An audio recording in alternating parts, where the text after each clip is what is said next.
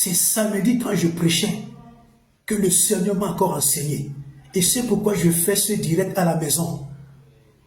Pour sensibiliser l'église du Seigneur, pour sensibiliser les chrétiens, pour sensibiliser le corps de Christ. Et c'est pourquoi je vous dis, publiez cette vidéo massivement, pour que beaucoup de chrétiens comprennent que les pasteurs les gardent dans les églises, les prophètes alors sont en train de les tuer les destinées dans les églises, avec des fausses prophéties, des histoires à raconter à la longue, les bêtises inutiles, les prophètes les embrouillent avec les histoires de prophéties.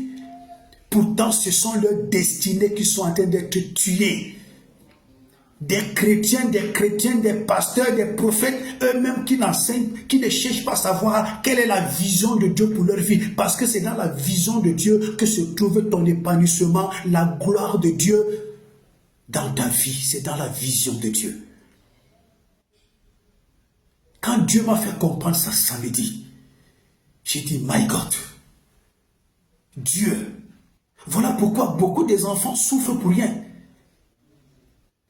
Il y a des souffrances que Dieu, toi, tu nous fais passer parce que tu nous prépares à bien gérer la vision. Ça, c'est une souffrance normale.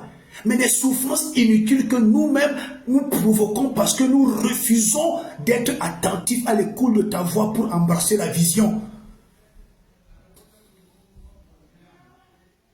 Des chrétiennes qui partent s'attacher à des faux prophètes avec des fausses histoires, des histoires à la con de prophétie. Vous savez comment ces gens procèdent? Ils ont des gens qui viennent prendre des informations chez vous. Il y a des gens qui viennent vous voir avant. Des gens recueillent vos informations qui partent leur donner. Et quand vous venez à l'église, il vous appelle, il n'appelle pas tout votre nom, il coupe un peu votre nom, vous vous levez. Quand vous venez, ils vous disent exactement toutes les informations que son envoyé a reçues. Et vous croyez qu'il est en train de prophétiser dans vos vies. Et de deux, ils procèdent comment? Ils ont des amis, ils ont des gens qui vont prendre dans des quartiers. Ils ont des gens qui peuvent contacter. Ils font des complots avec ces gens. Et ces gens viennent à l'église, ces gens viennent dans leur programme de séminaire. Et quand ils prononcent leur nom, les gens là viennent et disent, oui, mais voici Dadi, prophétise. Or, c'est un bandit. C'est son complice avec qui ils se sont entendus avant. Et puis, arrivé là, ils commencent à faire des choses comme si c'était le Saint-Esprit. Or, c'est du banditisme à ciel ouvert. Mais chrétiens, réveillez-vous. Chrétiens, réveillez-vous. Sortez de cet envoûtement. Parce que aussi longtemps que vous restez là-bas, ça tue votre carrière, ça tue votre destinée, ça vous empêche même de poser la question à Dieu. Dieu, quelle est la vision que tu as pour ma vie? Ça vous empêche de réfléchir. C'est pourquoi aujourd'hui nous trouvons des pasteurs bébés spirituels, des femmes pasteurs bébés spirituels, des femmes des pasteurs bébés spirituels, des bébés spirituels à tout vent. Réciter les versets bibliques. Prêcher ne fait pas de toi quelqu'un qui est maturement spirituel. Non. Dieu m'a fait la grâce, avec le peu d'espérance que j'ai, de connaître un peu la Bible, de savoir les choses spirituelles profondes. Je ne me vante pas, mais je dis des choses vraies. Tout ce que j'ai abordé, demandez-leur, je reste un homme vrai. Même mon épouse, elle connaît. Je peux avoir des moments de folie dans ma vie. Mais les choses de Dieu, là, je ne joue pas avec ça. Tu ne peux pas me tromper dedans. Tu ne peux pas, même si tu es archibishop. Tu ne peux pas. Tu vas seulement dire quelque chose qui va attirer mon attention. Parce que je prie toujours, je dis à Dieu, tout ce qui n'est pas de toi. Quand j'écoute, que mon cœur se gâte.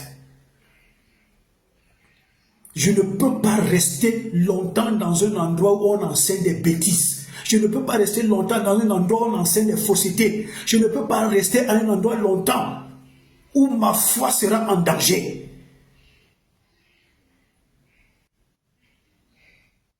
Peuple de Dieu, réveillez-vous.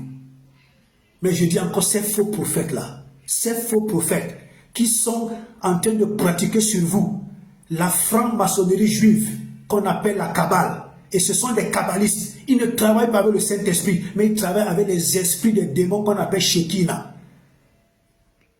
Ils travaillent avec une reine la reine de l'impudicité qu'on appelle Shekinah.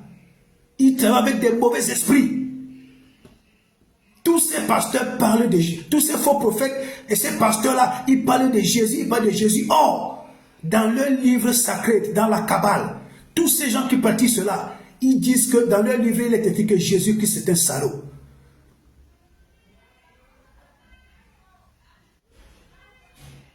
Il y en a au Congo. Il y en a au Gabon. Il y en a au Cameroun.